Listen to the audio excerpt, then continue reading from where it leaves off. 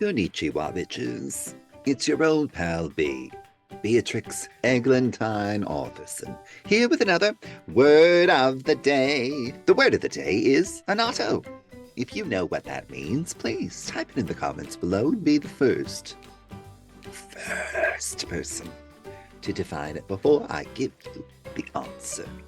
Annatto is a noun. It is an orange-red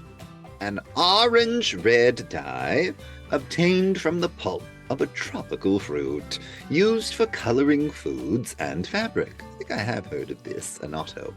The tropical American tree that yields the fruit from which annatto is obtained. Now, I didn't really know that that was a fruit, but I think I did know it was like a dye. The recipe calls for ground annatto, but I only have annatto seeds.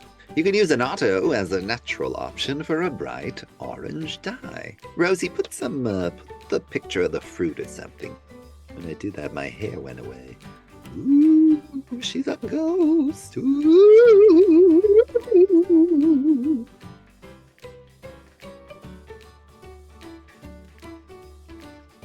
Word of the day.